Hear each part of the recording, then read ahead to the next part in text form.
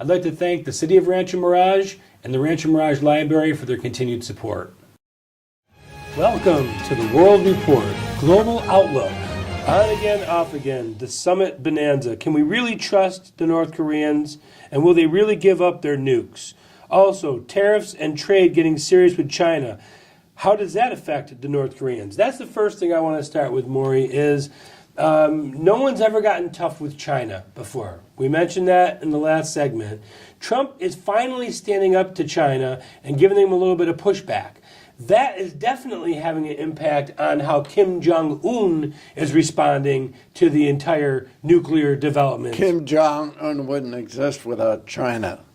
I mean, all China has to do is close the border and not ship any food into North Korea. And or oil or gas. Or anything. China has always used that ever since the Korean War in the early 1950s. That North Korea has been used as a basic support for... It's their pit bull.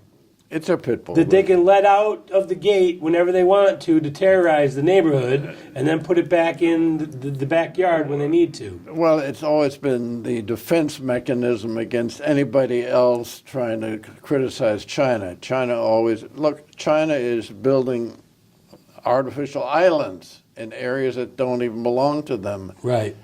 You got to give the Chinese credit. They have a 6,000-year record of being great business people and great business thinkers, and they're using that very well today.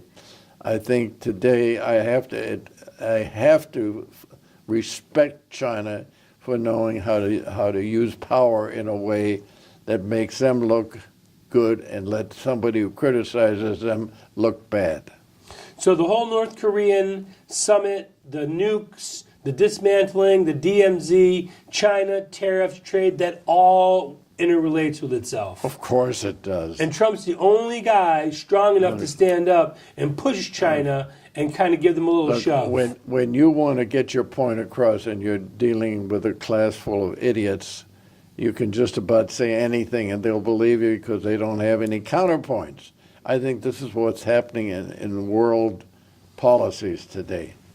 So if there is going to be a deal with Kim Jong-un, the North Koreans, China has to be at the forefront of it, correct? Of course it does.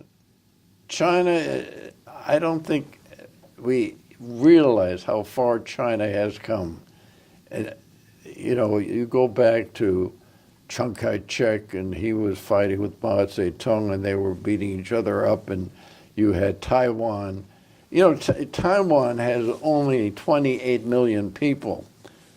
Greater China has 1.2 billion? No, it's more. It's about 1.3 to 4. China and India are the two most populous countries in the world, and both are really going strong. But India isn't as aggressive as China is. They have totally different objectives. Right. So if you were Kim Jong-un, the last thing you would do is give up your nuclear weapons. That's the only chip he has. Well, suddenly he makes an announcement, they destroyed it yesterday. Well, part of that was because when they did a missile test, it blew up and partially disassembled by itself. So it was probably unusable anyway. I know. So let's just put the show on and say, look what we're doing. Well, but he's using that to his advantage by saying, look, we are willing to be cooperative.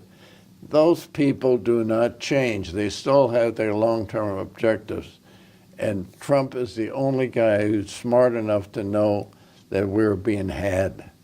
And unfortunately, I hate to keep bringing this up over and over again, the educational system in this country, when it comes to understanding history, when it comes to understand geopolitics of all types, it doesn't exist. So we're growing up with a generation that does not even understand these things.